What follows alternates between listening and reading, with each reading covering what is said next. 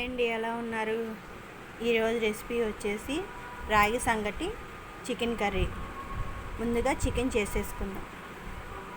ముందుగా బాండీ పెట్టుకొని 2 స్పూన్ ఆయిల్ వేసుకొని వేడెక్కనిచ్చినాక బిర్యానీ ఆకు, చెక్క, లవంగాలు వేసుకోవాలి.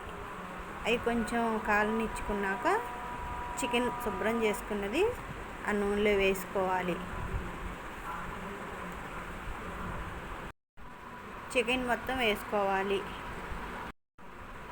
వేసుకున్నాక ఒక స్పూన్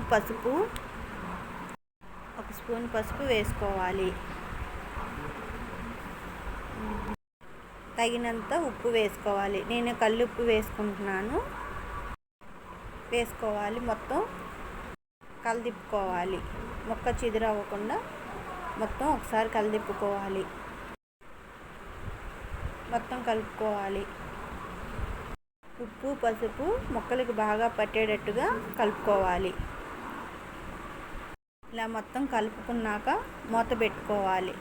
ఒక 10 నిమిషాలు మగ్గనిచ్చి మూత తీసి చూసుకొని ఒకసారి కలపెట్టుకొని అల్లం వెల్లుల్లి పేస్ట్ స్పూన్ వేసుకోవాలి.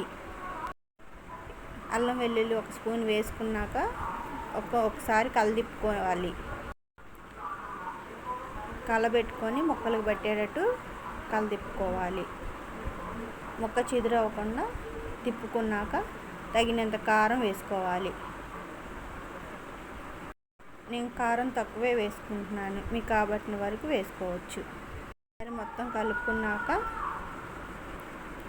గ్రేవీ కోసం పెద్దుల్లిపాయ, టమాటా, కొంచెం కొబ్బరి మిక్సీ పట్టుకున్నాను.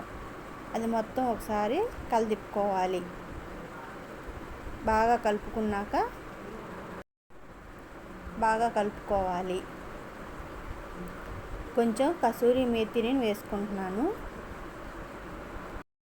ఇది ఆప్షన్, మీ దగ్గర ఉంటే వేసుకోండి, లేకపోతే లేదు. మూత పెట్టి ఒక 5 నిమిషాలు ఉడికించుకోవాలి.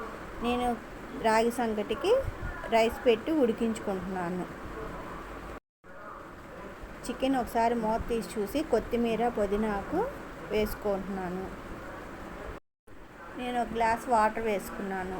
చికెన్లో సూప్ కోసం కొంచెం ధనియాల పొడి, చికెన్ మసాలా మొత్తం వేసుకొని కలుపుకొని బాగా మొక్క ఉడికినంతసేపు ఉడికించుకోవాలి.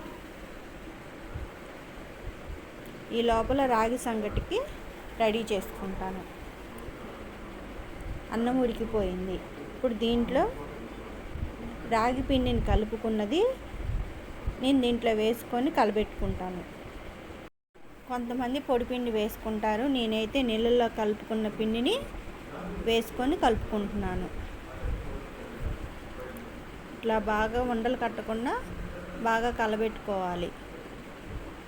ఒక 5 నిమిషాలు ఉడికినాక దగ్గర పడుతుంది. దాన్ని ఉండలు చేసుకొని పెట్టుకోవచ్చు. ఇదిగోండి, రెడీ అయిపోయింది రాగి సంగటి చికెన్ కర్రీ.